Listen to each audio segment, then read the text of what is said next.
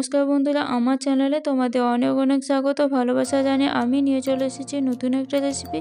তোমাদের আজকে বানিয়ে দেখাবো চালের গুঁড়ো ছাড়া কীভাবে সুজি ও ময়দা দিয়ে গুড়ের পিঠা বানানো যায়, সেটাই তোমাদের সঙ্গে শেয়ার করব। তোমরা প্রথম থেকে শেষ অবধি ভিডিওটি দেখতে থাকো।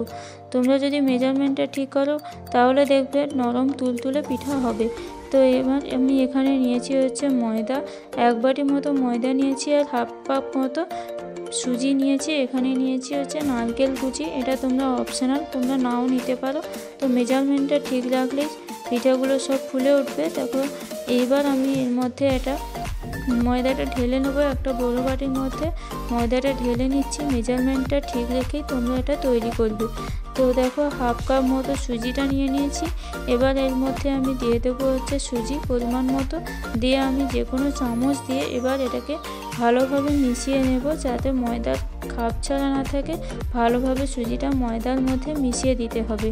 দেখো সুন্দরভাবে আমি এটা মিশিয়ে দিচ্ছি। এবার দিয়ে দেবো হচ্ছে কুচি করে রাখা নারকেলটা দিয়ে দিলাম। দিয়ে অল্প অল্প করে জল দিয়ে আমি এটা একটা গোলা তৈরি করে নেব।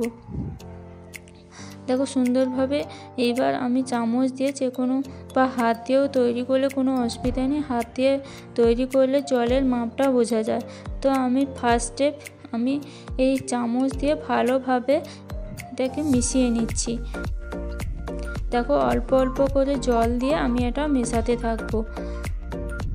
একেবারে জল দিয়ে গোলাটা যে তৈরি করবে সেটা কিন্তু একদম পাতলা হয়ে গেলে ভালো হবে না বা তৈরিই হবে না। তার জন্য অল্প অল্প করে জল দিয়ে তোমরা এটা তৈরি করবে।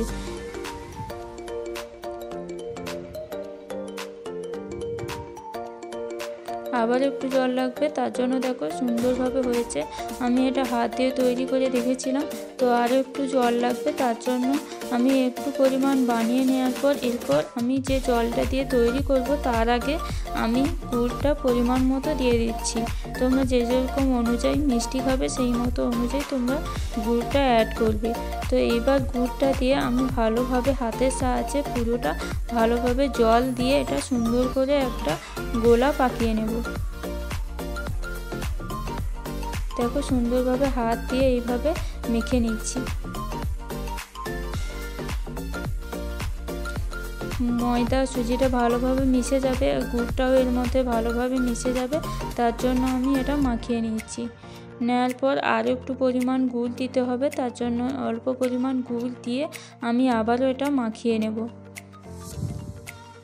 দেখো এইভাবেই তৈরি হবে, একটু পাতলা হবে না বা একটু আঁটো সাঁটো হবে না, এই মতো অনুযায়ী তৈরি করতে হবে। তোমাদের হাত দিয়ে মেজারমেন্টটা ঠিক করে নেবে।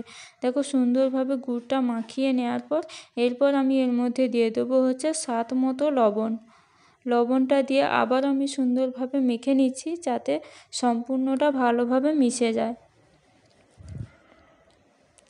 সুন্দরভাবে হাত দিয়ে এইভাবে আমি তৈরি করে নেব, যাতে চিনি, লবণ আর গুড়টা ভালোভাবে যাতে মিশে যায়।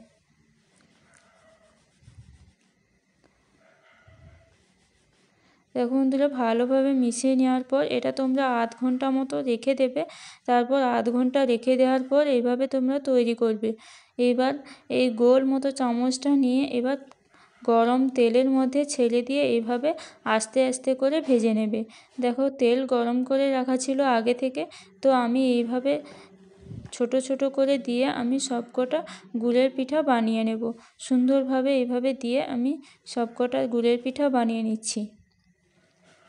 তোমরা এটা বাড়িতে ট্রাই করতে পারো, আশা করি খুব ভালো লাগবে।